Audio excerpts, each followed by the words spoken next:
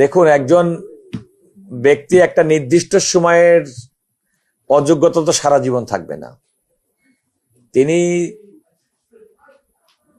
পূর্ববর্তী নির্বাচনে যে কারণে আজকে আপিলটি মঞ্জুর হলো এবং তার নির্বাচন তো হওয়া সত্ত্বেও তিনি হয়তো সে নির্বাচনের ফলাফলটি ভোগ করতে পারবেন না, এবং পরবর্তী নির্বাচনের ক্ষেত্রে তিনি যদি সে অযোগ্যতা কাটিয়ে উঠে যোগ্য হন, তাহলে তো তার তো নির্বাচনে প্রার্থী হওয়ার ক্ষেত্রে কোনো আইনগত বাধা থাকার কথা না। বাংলাদেশের বিচার ব্যবস্থা স্বাধীন, এবং স্বাধীন বিচার ব্যবস্থা যখন কোনো রায় প্রদান করে, সেটা রাষ্ট্রের প্রত্যেকটি অঙ্গ এবং ব্যক্তি তাদের প্রত্যেকের দায়িত্ব সে রায় মানা। আজকে সুপ্রিম কোর্টের আপিল বিভাগ মাননীয় প্রধান বিচারপতির নেতৃত্বে 4 জনের বিচারপতিদের সমন্বয় বেঞ্চ আজকে যে কথাটি আপনি বললেন, জনাব আসলাম চৌধুরী, যিনি চট্টগ্রাম 4 আসন থেকে নির্বাচিত হয়েছেন, জনগণ তাকে ভোট দিয়ে নির্বাচিত করেছেন, এবং এই আদালতের 3রা ফেব্রুয়ারি 2026 তারিখের আদেশে যখন লিভ গ্রান্ট করে, তখন আদালত বলেছিল যদি আসলাম চৌধুরী নির্বাচিত হন, তাহলে সুপ্রিম কোর্টের সামনে বিচারাধীন আপিলটি নিষ্পত্তি না হওয়া পর্যন্ত তার কোনো গেজেট প্রকাশিত হবে না। আপনারা জানেন যে আমাদের জাতীয় সংসদ সরাসরি নির্বাচনের মাধ্যমে 300 আসন নির্বাচন হয়। সেখানে 2টি আসনে আদালতের এমন নির্দেশনা ছিল, 2টি চট্টগ্রামের, একটি সুপ্রিম কোর্টের আপিল বিভাগে যেটি আজকে চূড়ান্ত নিষ্পত্তি হলো, আরেকটি হচ্ছে সুপ্রিম কোর্টের হাইকোর্ট বিভাগে পেন্ডিং, যেটা শুনানি চলছে।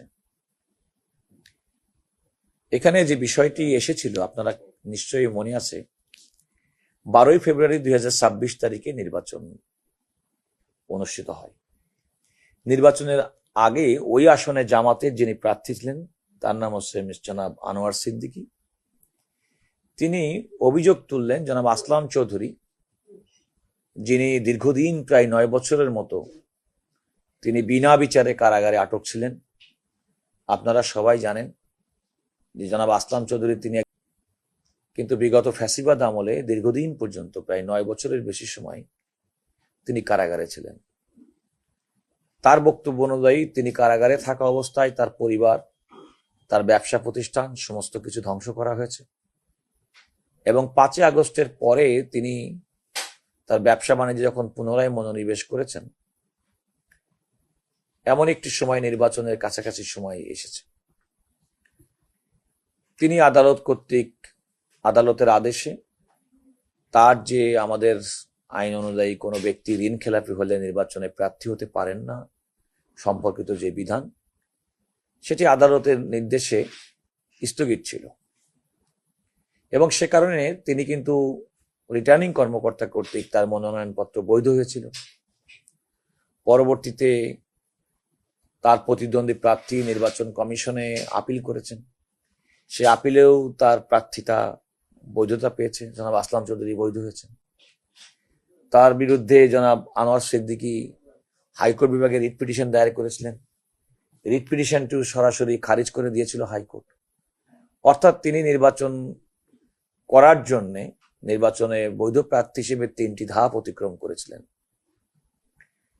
হাইকোর্টের রায়ের বিরুদ্ধে জনাব আনোয়ার সিদ্দিকী সুপ্রিম কোর্টের আপিল বিভাগে আপিল করেছিলেন, সেটা নির্বাচনের আগেই বলেছি, সেটা 3রা ফেব্রুয়ারি 2026 তারিখে সুপ্রিম কোর্টের আপিল বিভাগ লিভ গ্রান্ট করেন, এবং লিভ গ্রান্ট করেন যে প্রকৃতপক্ষে জনাব আসলাম চৌধুরী যেদিন মনোনয়নপত্র জমা দিয়েছেন, সেদিন তিনি কি ঋণখেলাপি ছিলেন কি ছিলেন না এই বিষয়টি বিবেচনা করার জন্য। এক, দ্বিতীয়ত হচ্ছে জনাব আসলাম চৌধুরী সংশ্লিষ্ট সময়ে মনোনয়নপত্র জমাদানের সময়ে তিনি যে আর্থিক প্রতিষ্ঠানের যে কোম্পানির গ্যারান্টার ছিলেন, সেই হিসেবে তিনি দায়ী হবেন কিনা। তৃতীয় হচ্ছে যে কোম্পানির কথা বলা হয়েছে, সেই কোম্পানির সমস্ত আদেশ হাইকোর্টের আদেশে, সুপ্রিম কোর্টের আদেশে স্থগিত ছিল। তো এই সমস্ত বিষয়গুলো, আইনি বিষয়গুলো যখন উপস্থাপন করা হয়, আদালতের অধিকতর শুনানির জন্য আমরা যেটা আইনের ভাষায় বলি লিভ গ্রান্ট করেছিলেন, এবং আপিল হিসেবে শুনানির জন্য, যার মাধ্যমে আজকে চূড়ান্ত রায় হয়েছিল। যে কথা আগেই বলেছি যে আদালত যখন লিভ গ্রান্ট করেছিলেন তখন আদালত নির্দেশ দিয়েছিলেন যে তিনি যদি কোনো কারণে নির্বাচনে জিতেন তাহলে ওনার এই নির্বাচনের ফলাফলটা উইথহেল্ড থাকবে, এবং সে মর্মে নির্বাচন কমিশন কিন্তু তার সম্পর্কে কোনো গেজেট পাবলিশ করেন নাই। তিনি বেসরকারিভাবে নির্বাচিত হয়েছেন, জনগণের ভোটে নির্বাচিত হয়েছেন সত্য, কিন্তু তার গেজেটটা প্রকাশিত হয়নি আপিল বিভাগের এই আদেশের কারণে। আমি এরকম একটা সিচুয়েশনে আজকে সুপ্রিম কোর্টের আপিল বিভাগ বলেছেন যে আপিলটি অ্যালাউ করা হলো।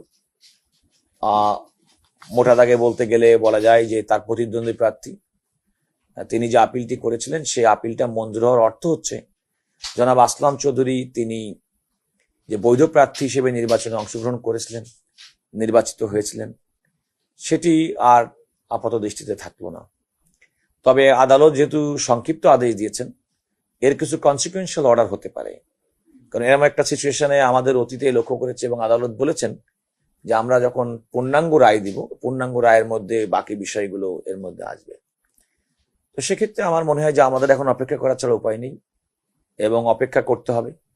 জনাব আসলাম চৌধুরীর আইনজীবী যারা আছেন তারাও এই রায়টি হয়তো পর্যালোচনা করে সিদ্ধান্ত গ্রহণ করবেন কি করবেন না তাদের ব্যাপার হবে। রাষ্ট্রের পক্ষ থেকে অ্যাটর্নি জেনারেল হিসেবে আমি আদালতে যেটি বলেছি যে রাষ্ট্রের প্রত্যেকটা অঙ্গ, বিশেষ করে বিচার বিভাগের দায়িত্বই হচ্ছে প্রশাসনিক এবং অন্যান্য যে সমস্ত আইনি যদি বিষয় থাকে যেগুলো যদি আমাদের সংবিধানের সঙ্গে আইনের সঙ্গে অসঙ্গতিপূর্ণ হয়ে থাকে, এবং আইনের ব্যাখ্যা দেওয়ার মূল দায়িত্ব হচ্ছে বিচার বিভাগের, সর্বোচ্চ আদালতের। এবং সর্বোচ্চ আদালতের রায় সমস্ত প্রতিষ্ঠান এবং ব্যক্তির প্রতি বাধ্যকর, তা নাহলে একটা সভ্য সমাজ, গণতান্ত্রিক সমাজ ব্যবস্থা কাজ করবে না। একথাও আমাদের মনে রাখতে হবে, নির্বাহী বিভাগ তার স্বতন্ত্রভাবে কাজ করবে, পার্লামেন্ট স্বতন্ত্রভাবে কাজ করছে আমরা দেখছি, বিচার বিভাগ অত্যন্ত স্বাধীন এবং স্বতন্ত্রভাবে কাজ করছে। আমি অ্যাট দিস মোমেন্ট আমি মনে করি যে আদালতে যে রায়টি হয়েছে, অনেক সময় আপনাদের সাংবাদিকদের কাছে যদি আমরা কোনো কথা না বলি তাহলে মানুষের মধ্যে অনেক সময় একটা ভুল বার্তা যেতে পারে, কারণ আদালত কিন্তু কথা বলতে পারে না। খেয়াল রাখবেন, মাননীয় বিচারপতিরা প্রকাশ্য আদালতে আদেশটুকু ঘোষণা করেছেন, কিন্তু আসলে ওনারা তার মিডিয়া ফেস করে বলতে পারবেন না কেন ওনারা কি করেছেন। আমাদের অভিজ্ঞতা থেকে রাষ্ট্রের পক্ষ থেকে যতটুকু বলা সম্ভব, যতটুকু আপনাদেরকে জানানো দরকার, আমি ততটুকু আপনাদেরকে বললাম আদালতের আদেশ সম্পর্কিত। আপনি যেটা বললেন যে প্রথম কথা হচ্ছে যে আপিল বিভাগের পূর্ণাঙ্গ রায়টি না দেখে এর কনসিকুয়েন্স কি হবে বলা উচিত হবে না। তবে আমার অভিজ্ঞতা থেকে দীর্ঘদিন আইন পেশার সঙ্গে সম্পৃক্ত থাকার সুবাদে সেটা হচ্ছে জনগণ তাদের মতামত এবং ভোটের মাধ্যমে জনপ্রতিনিধি নির্বাচিত করেছেন।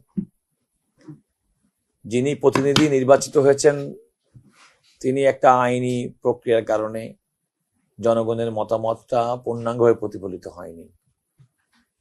আমি প্রত্যাশা করি যে জনগণ তাদের মতামত আবার প্রকাশ করার সুযোগ পাবে।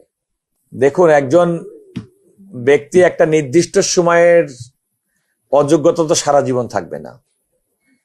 তিনি